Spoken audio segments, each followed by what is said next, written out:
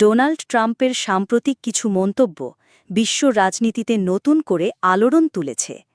নির্বাচনী প্রচারণার এক গোপন বৈঠকে দাতাদের উদ্দেশ্য দেওয়া বক্তব্যে তিনি এমন কিছু দাবি করেন যা আন্তর্জাতিক মহলে উদ্বেগ তৈরি করেছে। ট্রাম্প বলেন, তিনি রাশিয়ার প্রেসিডেন্ট ভ্লাদিমির পুটিনকে ইউক্রেনে অভিযান চালালে মস্কোতে হামলার হুমকি দিয়েছিলেন।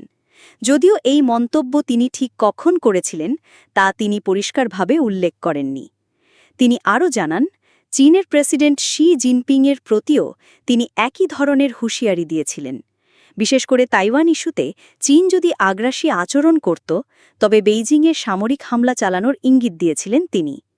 এই বক্তব্যগুলো এসেছে এক অডিও রেকর্ডিং থেকে, যা প্রকাশ করেছে যুক্তরাষ্ট্রের অন্যতম শীর্ষস্থানীয় সংবাদ মাধ্যম। এই কথোপকথনের বিস্তারিত তুলে ধরা হয়েছে একটি নতুন বইয়ে, যেখানে লেখকরা ওই বৈঠকের প্রেক্ষাপট ব্যাখ্যা করেছেন। এই আলোচনার পাশাপাশি ট্রাম্পের আরও কিছু বক্তব্য সামনে এসেছে যা বিতর্ক সৃষ্টি করেছে।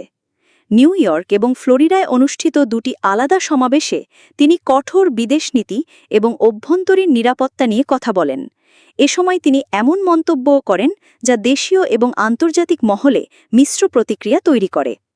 রাশিয়া ও ইউক্রেন যুদ্ধ নিয়েও ট্রাম্প নিজের অবস্থান স্পষ্ট করেন। তিনি বলেন, যদি তিনি ক্ষমতায় থাকতেন এই যুদ্ধ শুরুই হতো না। পাশাপাশি বর্তমান প্রেসিডেন্ট জো বাইডেনকে এই যুদ্ধের জন্য দায়ী করেন। যুদ্ধবন্ধে নিজের তৎপরতার কথাও তুলে ধরেন।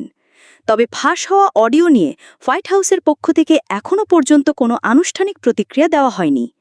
প্রিয় দর্শক, এই ছিল আজকের বাংলা 24 চ্যানেলের সর্বশেষ নিউজ। নিয়মিত নিউজ আপডেট দেখার জন্য বাংলা 24 চ্যানেলটি সাবস্ক্রাইব করতে ভুলবেন না। দেখা হচ্ছে খুব শিগগিরই নতুন আরেকটি ভিডিওর সাথে থাকার জন্য ধন্যবাদ।